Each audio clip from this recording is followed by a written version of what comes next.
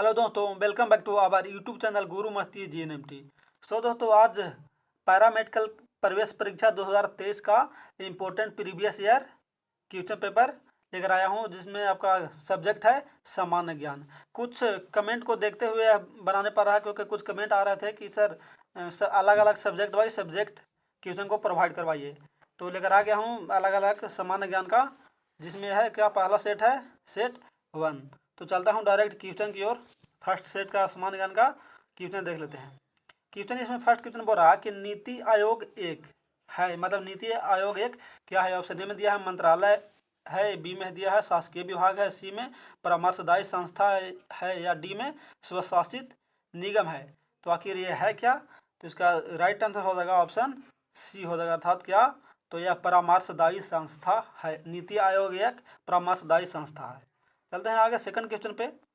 आपका second question इस तरह से बोल रहा है कि भारत में नियोजित अर्थव्यवस्था आधारित है, मतलब भारत में नियोजित अर्थव्यवस्था किस पे आधारित है। ऑप्शन ए में दिया है समाजवादी व्यवस्था पर, बी में है मिश्रित अर्थव्यवस्था पर, सी में पूंजीवादी व्यवस्था पर, और डी में गांधीवादी व्यवस्था पर। तो इसका राइट आंसर क्या हो जाएगा? इसका सटीक आंसर हो जाएगा ऑप्शन बी हो जाएगा, अर्थात कौन, तो भारत में नियोजित अर्थव्यवस्था मिश्रित अर्थव्यवस्था पर आधारित है। चलते हैं इस तरह से आगे। आपका थर्ड क्वेश्चन है कि भारत में आय का सबसे बड़ा स्रोत है। आय का सबसे बड़ा स्रोत क्या है? ऑप्शन ए में है प्रत्यक्ष कर, ऑप्शन बी में है बिक्री कर, ऑप्शन सी में है रेलवेज कर, और ऑप्शन डी में है चुंगी कर। तो इसका तीन का सटीक आंसर क्या हो जाएगा? ऑप्शन डी हो जाएगा, अर्थात कौन, तो चुंगी कर। भारत में आय का सबसे बड़ा स्रोत कौन है? तो डी में चुंगी कर है। आगे चलते हैं चौथा क्वेश्चन में। आपका चौथा क्वेश्चन है कि भारत की तट रेखा है, भारत की तट रेखा का लंबाई कितनी है।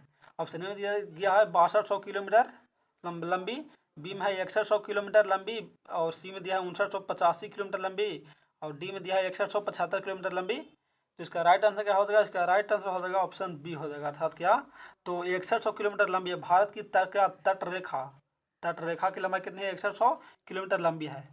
आगे चलते हैं पांचवा क्वेश्चन में। तो पांचवा क्वेश्चन बोल रहा है कि नकदी फसल में सम्मिलित नहीं है। यहाँ का बोल रहा है कि नकदी फसल में सम्मिलित नहीं है, मतलब कौन है जो नकदी फसल में सम्मिलित नहीं है। ऑप्शन ए में दिया है गन्ना, बी में दिया है कपास, सी में है जूट, और डी में है गेहूं। तो इसका राइट आंसर क्या हो जाएगा? इसका राइट आंसर हो जाएगा ऑप्शन डी, अर्थात कौन, तो गेहूं नकदी फसल में सम्मिलित नहीं है। बाकी कौन कौन है? तो गन्ना है, कपास है, और जूट है, बाकी गेहूं नहीं है। इसलिए राइट आंसर क्या हो जाएगा? ऑप्शन डी हो जाएगा। आगे चलते हैं छठा में। छठा क्वेश्चन बोल रहा है कि भारत सर्वश्रेष्ठ उत्पादक एवं उपभोक्ता है, मतलब किस चीज़ का भारत सर्वश्रेष्ठ उत्पादक एवं उपभोक्ता है। ऑप्शन ए में दिया है चावल का, बी में चाय का, सी में तिलहन का, और डी में दाल का। तो छः का राइट आंसर क्या हो जाएगा? ऑप्शन बी हो जाएगा, अर्थात चाय का। भारत सर्वश्रेष्ठ उत्पादक उपभोक्ता क्या, तो चाय का। कहाँ होता है भारत में? तो असम में अधिकतर होता है चाय। आगे चलते हैं सातवां क्वेश्चन में।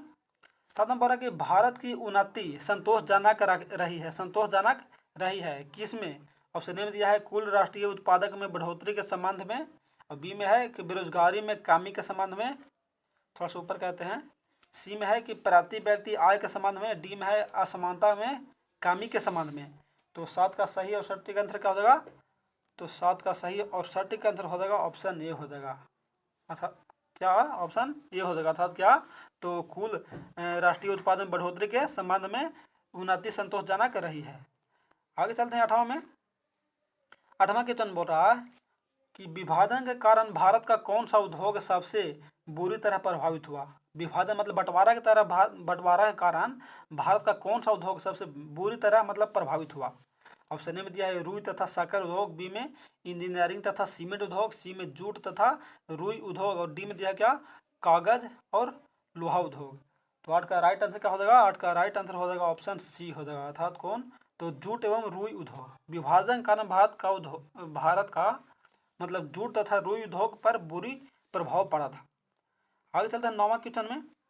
नौवां क्वेश्चन है कि आपने किस कार्यकारिणी कमेटी में कांग्रेस ने भू स्वामित्व को समाप्त करने की नीति अपनाई। क्या भू स्वामित्व को समाप्त करने की नीति अपनाई?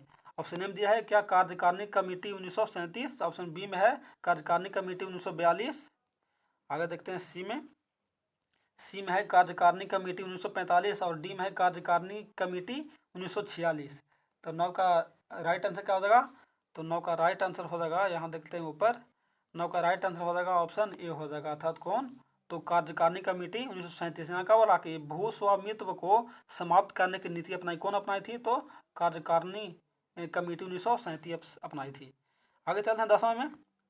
आपका 10वां क्वेश्चन इस प्रकार से है कि छोटा नागपुर जनजाति विद्रोह कब हुआ था। छोटा नागपुर जनजाति विद्रोह कब हुआ था। ऑप्शन ए में दिया है 1807 से 1808 में, ऑप्शन बी में है 1820 में, ऑप्शन सी में है 1858 से 59 में, और डी में है 1889 में। तो 10 का राइट आंसर क्या हो जाएगा, 10 का राइट आंसर हो जाएगा ऑप्शन बी हो जाएगा, अर्थात कौन, तो 1820 में। छोटा नागपुर क्या हो रहा है, छोटा नागपुर जनजाति विद्रोह 1820 ईस्वी में हुआ था। आगे चलते हैं 11 में। गांधी जी का चंपारण सत्याग्रह किससे जुड़ा है, मतलब किससे जुड़ा है गांधी जी का चंपारण सत्याग्रह से, इसका इजारादारी से, बी में 3 काठिया से, और सी में दिया है जेनमिस से, और डी में है इनमें से कोई नहीं। तो 11 का राइट आंसर क्या होगा, 11 का राइट आंसर आप लोग जान ही रहे होंगे क्या, तो 3 काठिया प्रणाली अपनाए थे कौन, तो गांधी जी, यही से उनको चंपारण का सत्याग्रह के लिए मतलब जुड़ाव है, लगाव है। आगे चलते हैं 12 में। 12 में बोल रहा है कि उल गुलान, क्या बोल रहा है, उल गुलान विद्रोह किससे जुड़ा था। उल गुलान ऑप्शन ए में दिया है संथाल से, बी में है कच्छा नागा से, सी में है कोल से, और डी में है बिरसा मुंडा से। तो 12 का राइट आंसर क्या हो जाएगा, इसका राइट आंसर हो जाएगा ऑप्शन डी हो जाएगा, अर्थात कौन, तो बिरसा मुंडा से का उल गुलान विद्रोह बिरसा मुंडा से संबंधित है, उनसे जुड़ा हुआ था। आगे चलते हैं 13वां क्वेश्चन इस प्रकार से है, बोल रहा है कि मुंगेर का बाढ़िया टाल विरोध का उद्देश्य क्या था। जो मुंगेर में बाढ़िया टाल था विरोध, तो उसका विरोध का मुख्य उद्देश्य क्या था। ऑप्शन ए में क्या दिया है बर्खास्त भूमि की वापसी की मांग, बी में है मुस्लिम किसानों का शोषण बंद हो, सी में है जमींदारी प्रथा की समाप्ति, और डी में है वर्ग युद्ध की शुरुआत करना। तो 13 का राइट आंसर क्या हो जाएगा, इसका राइट आंसर हो जाएगा ऑप्शन ए हो जाएगा, अर्थात कौन, तो बर्खास्त भूमि की वापसी मांग, मतलब पुनः वो अपना मतलब भूमि अपना मांग रहे थे, वह उसी का बड़े टाल में विरोध हुआ था। आगे चलते हैं 14 में। 14वां की थोड़ा सा बड़ा कर ताकि सही से दिखाई देवे। 14वां क्वेश्चन बोल रहा है कि दामोदर नदी निकलती है, दामोदर नदी कहाँ से निकलती है। ऑप्शन ए में है तिब्बत से, बी में छोटा नागपुर से, सी में नैनीताल के पास से, और डी में दिया है, थोड़ा सा ऊपर कहते हैं, डी में दिया है कि सोमेश्वर पहाड़ी के पश्चिमी ढाल से। तो 14 का राइट आंसर क्या हो जाएगा, इसका राइट आंसर हो जाएगा ऑप्शन बी हो जाएगा, अर्थात कौन, तो छोटा नागपुर से दामोदर नदी निकलता है कहाँ, तो छोटा नागपुर से निकलता है दामोदर नदी। आगे चलते हैं 15वां क्वेश्चन देखते हैं। 15वां क्वेश्चन बोल रहा है कि पूर्वी समुद्रों की स्वामिनी कहा जाता है। पूर्वी क्या बोल रहा है, पूर्वी समुद्रों की स्वामिनी का नाम है क्या, स्वामिनी का क्या नाम है। ऑप्शन ए में है श्रीलंका, बी में है पाकिस्तान, सी में है बर्मा, और डी में है क्या भारत।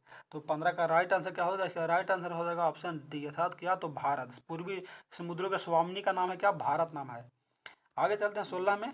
पूरा कि भारतीय संविधान को अपनाया गया था किसके द्वारा, मतलब कौन सा तरीका के द्वारा भारतीय संविधान को अपनाया गया था। ऑप्शन ए में है संवैधानिक सभा द्वारा, बी में ब्रिटिश संसद द्वारा, और सी में है गवर्नर जनरल द्वारा, डी में है भारतीय संसद द्वारा। तो 16 का सटीक और राइट आंसर हो जाएगा ऑप्शन ए हो जाएगा, अर्थात क्या, तो संवैधानिक सभा द्वारा भारतीय संविधान को अपनाया गया था, संवैधानिक सभा के द्वारा अपनाया गया था। आगे चलते हैं 17 में। 17वां क्वेश्चन इस प्रकार से है कि भारत में लौकिक सार्वभौमिकता, भारत में क्या बोल रहा है कि लौकिक सार्वभौमिकता है, क्योंकि है, लेकिन क्योंकि संविधान की प्रस्तावना आरंभ होती है। क्यों संविधान की प्रस्तावना आरंभ होती है।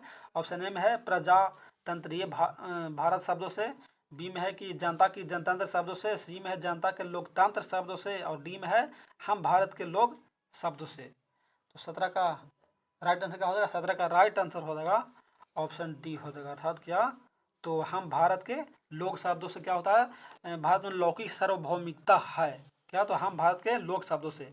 आगे चलते हैं 18 में। 18 क्वेश्चन बोला कि कोई वित्तीय बिल प्रस्तावित हो सकता है, किसमें वित्तीय बिल प्रस्तावित हो सकता है। ए में क्या दिया है केवल राज्यसभा में, बी में है कि केवल लोकसभा में, सी में है एक साथ दोनों सदनों में, और डी में दिया है कि दोनों सदनों के संयुक्त सत्र में। तो 18 का राइट आंसर क्या हो जाएगा, 18 का राइट आंसर हो जाएगा ऑप्शन बी हो जाएगा, अर्थात क्या, तो केवल लोकसभा में। कोई क्या हो रहा है कि वित्तीय बिल प्रस्तावित होता है, तो क्या होता है, तो केवल लोकसभा में वित्तीय बिल प्रस्तावित हो सकता है। आगे चलता हूँ 19 में। 19वां क्वेश्चन है कि भारतीय नागरिकों के मौलिक अधिकारों का वर्णन है। भारतीय नागरिकों के मौलिक अधिकारों का वर्णन किसमें है, कौन सा, क्या बोल रहे हैं, कौन सा अनुच्छेद में है, देख लेते हैं 19 का क्वेश्चन थी, ऑप्शन देख लेते हैं। फर्स्ट में बोल रहा है ऑप्शन ए में कि संविधान के अनुच्छेद 12 से 35 तक बी में है कि संविधान के अनुच्छेद 13 से 36 तक। सी में बोल रहा है कि संविधान के अनुच्छेद 15 से 39 तक। और डी में बोल रहा है कि संविधान के अनुच्छेद 16 से 40 तक। क्या बोला? 16 से 40 तक। तो 19 का राइट आंसर क्या हो जाएगा? ऑप्शन ए हो जाएगा इसका राइट आंसर हो जाएगा। अर्थात क्या? तो संविधान के अनुच्छेद 12 से 35 तक में शामिल है। आगे चलते हैं 20 में। 20 और इसका लास्ट क्वेश्चन है, बोला कि पंचायती राज विषय है। पंचायती राज विषय क्या है, किस पर है? ऑप्शन ए में है समवर्ती सूची पर, बी में है केंद्र की सूची पर, सी में है राज्य की सूची पर और डी में है शेषाधिकार की सूची पर। तो 20 का राइट आंसर क्या हो जाएगा? ऑप्शन सी हो जाएगा। अर्थात क्या? तो राज्य की सूची पर है। पंचायती राज विषय क्या? राज्य की सूची पर है। बस इस क्लास के सेशन में इतना ही।